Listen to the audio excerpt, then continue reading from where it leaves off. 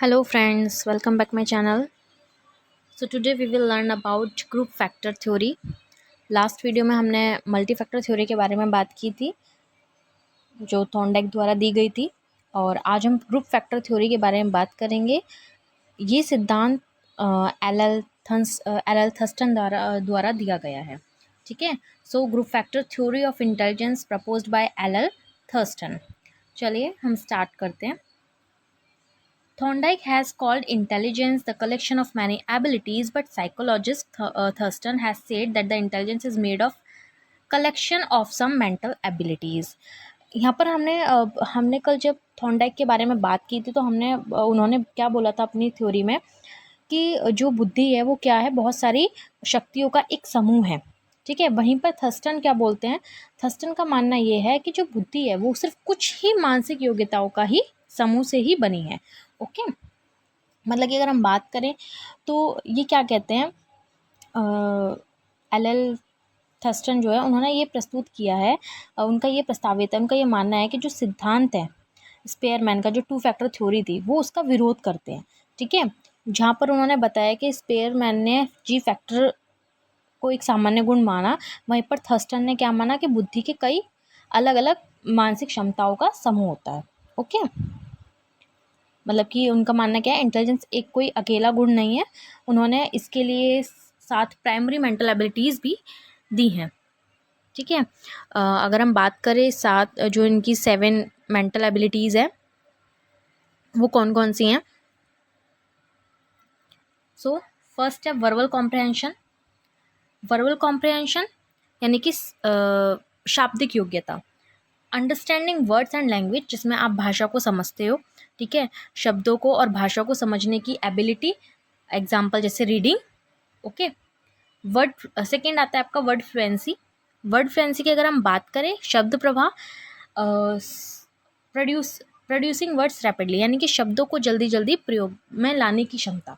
ठीक है, जैसे कि उसको राइट करना, स्पीक करना। ओके, ये काफ़ी छोटी थ्योरी है, आई होप आपको ये समझ में भी आ रही होगी, ज़्यादा कुछ है भी नहीं इसमें।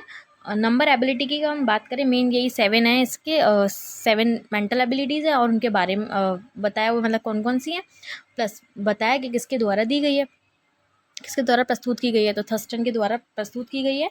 और थर्ड है नंबर एबिलिटी। नंबर एबिलिटी की बात करें हम, जिनको हम सांख्यिक योग्यता बोलते हैं, इसमें solving maths problem quickly and accurately, यानी कि गणितीय समस्याओं को हल करने की क्षमता होती है, जैसे कि कैलकुलेशन वगैरह करना, है ना। ओके, फिर फोर्थ आपका स्पेक्टियल विजुअलाइजेशन आता है, यानी कि स्थानिक कल्पना। विजुअलाइजेशन से ही पता चल रहा है कि एक इमेजिनेशन है, एक कल्पना है। ओके, सो शेप्स करना या स्पेसेस विजुलाइज करना। ठीक है, आकार या स्थान, कोई कुछ भी चीज़, जैसे कि हम पजल्स विजुलाइज कर लें, इमेजिनेशन करना। इसी के साथ आपका फिफ्थ है मेमोरी एबिलिटी। मेमोरी एबिलिटी स्मरण शक्ति। मेमोरी एबिलिटी यानी कि रिमेम्बिंग मतलब चीज़ों को जोड़कर याद रखने की एक पावर, एक क्षमता। ठीक है, इसमें आपके एग्जांपल जैसे मैचिंग वर्ड्स, आपकी याद करने की जो कैपेसिटी है, लर्निंग कैपेसिटी है जो आपकी। ओके, प्रोसेप्चुअल स्पीड की अगर हम बात करें तो यानी कि प्रेषण गति। क्विकली आइडेंटिफाई डिफरेंसेस, यानी कि डिफरेंसेस को तुरंत पहचान लेना। ठीक है, रिकॉग्नाइज करना उनको।